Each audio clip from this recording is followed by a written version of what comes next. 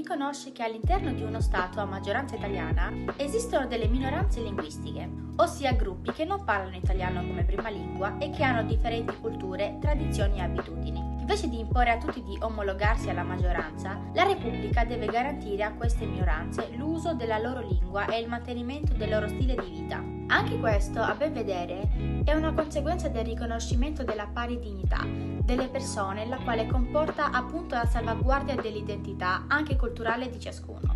La questione della tutela delle minoranze era fondamentale nel pensiero di chi ha scritto la nostra Costituzione. Si voleva evitare qualsiasi possibilità di discriminazione sulla razza e sulla cultura, e il modo migliore per farlo era imprimerlo sulla carta.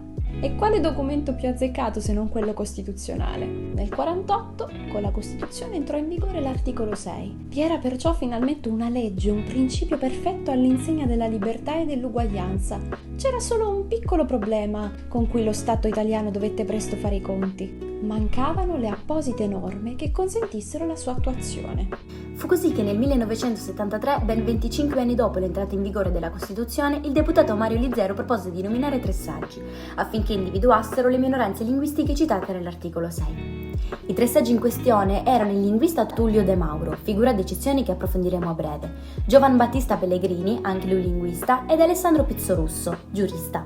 I 3 saggi presentarono una relazione dove indicavano 13 minoranze linguistiche solidamente radicate nella storia civile e nella realtà sociale del nostro paese. Dopo la timida approvazione nel 91 di un primo testo di tutela, finalmente nel 1999, durante il governo D'Alema, fu promulgata la legge numero 482, che ad oggi riconosce 12 minoranze.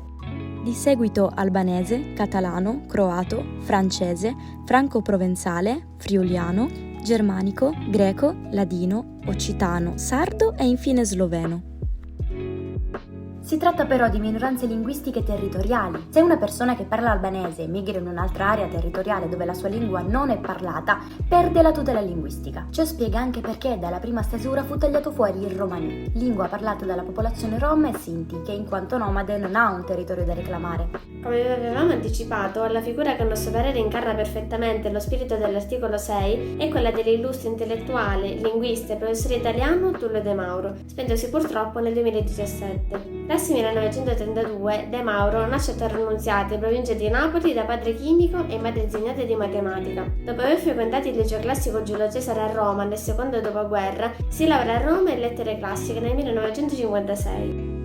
Intraprende subito la carriera universitaria, diventando inizialmente assistente volontario di filosofia del linguaggio a Roma, poi assistente ordinario di glottologia all'Istituto Orientale di Napoli, per diventare libero docente di glottologia nel 1960. Dal 1961, tuttavia, sostituisce Antonino Pagliaro in qualità di professore incaricato di filosofia del linguaggio nella facoltà di lettere all'Università di Roma. Nel 1967 è il primo vincitore in Italia di una cattedra linguistica generale e diventa professore di questa materia all'Università di Palermo. È stato in seguito direttore del Dipartimento di Scienze del Linguaggio alla Sapienza, diventando professore emerito nel 2007. Ha presieduto la Società Linguistica Italiana e la Società di Filosofia del Linguaggio ed era anche socio ordinario dell'Accademia della Crusca.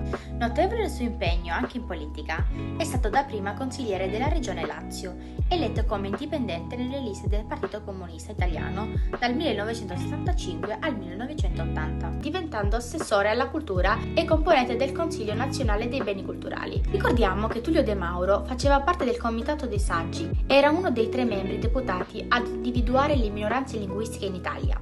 Ogni lingua ha in sé il seme della differenza. Ma perché ce ne sono tante? Perché ci sono tanti modi di nominare le cose? Perché siamo tanti. Grazie al suo lavoro, la legge numero 482 del 1999 prevede le norme in materia di tutela delle minoranze linguistiche storiche. È stato poi componente di vari altri enti come la Commissione per i Premi Nazionali per la traduzione presso il Ministero dei Beni Culturali e della Commissione del Ministero dell'Istruzione sui saperi fondamentali per la scuola. Ha scritto inoltre articoli su prestigiosi giornali come Il Mondo, L'Unità, La Stampa, La Repubblica, Il Manifesto, Il Sole 24 Ore e Il Mattino. Tra il 1960 e il 1973 collaborò spesso a trasmissioni radiofoniche e televisive della RAI. A cosa dobbiamo la sua importanza?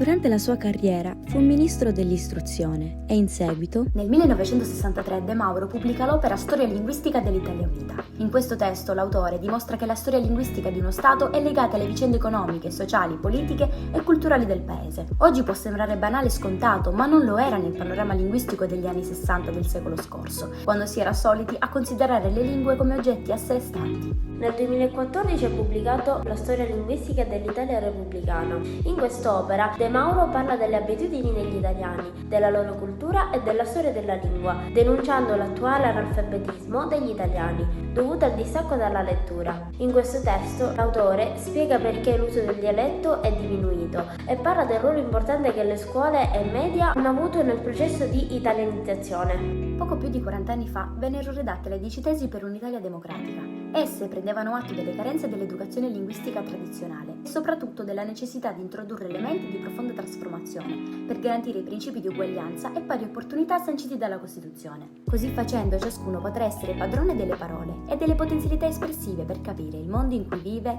interagire positivamente con gli altri e partecipare alla vita democratica del Paese. Da sempre impegnato nella diffusione della lingua italiana, ha criticato negli ultimi anni della sua vita il fenomeno dell'analfabetismo funzionale. Chi sono gli italiani che fra qualche giorno si recano al voto?